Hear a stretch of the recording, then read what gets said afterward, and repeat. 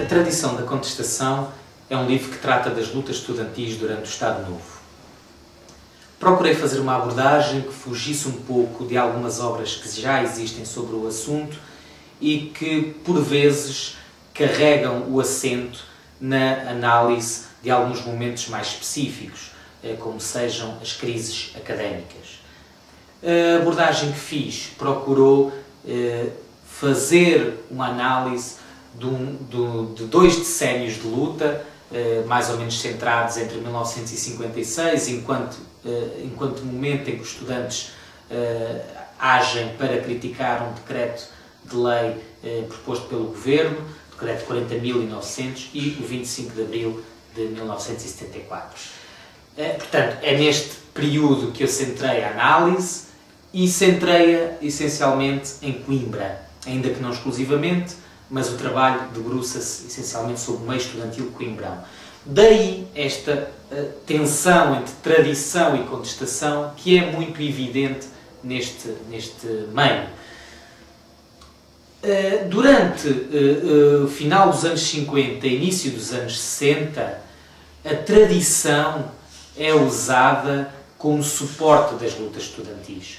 O uso da capa e batina, o recurso ao luto académico são feitos como suporte das atividades contestatárias. É preciso ter em conta também que a própria tradição e o próprio meio estudantil está em alteração durante esses anos.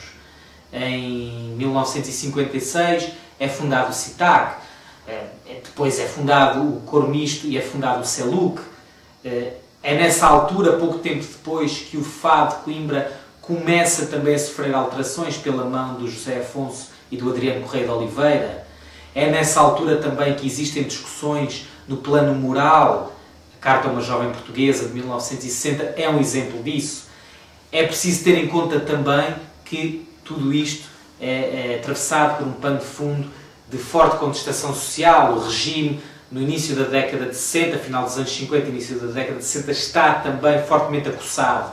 Foi a campanha de Humberto Delgado, é o golpe de Beja, é o assalto a Santa Maria, é o início da Guerra Colonial. Durante os anos 60, os meios estudantis tendem ainda a politizar-se mais, não só por ação da forte repressão que o regime aciona sobre eles, mas também porque eles abrem-se para o exterior. Um exemplo que eu analiso no livro é o auxílio às vítimas das cheias de 1967, que politizou em muito o meio estudantil. A tensão entre tradição e contestação, entre rituais e símbolos associados à praxe ou a uma Coimbra mais boémia e estudantil, com os processos contestatários mais politizados, continua durante esta altura. A crise de 69 é desse exemplo. Se ao mesmo tempo se utilizam formas de contestação mais próximas de um certo espírito do tempo, por outro lado, não há qualquer receio em utilizar elementos mais associados à tradição académica. O Alberto Martins, quando pede a palavra na inauguração do Edifício das Matemáticas, a 17 de abril de 1969, tem a capa patina vestida. No período seguinte, entre 70 a 74, que é um período geralmente esquecido, a tradição é abandonada. A tradição enquanto, precisamente, esse uso de ritos e símbolos associados a uma Coimbra mais ou menos permanente, digamos assim.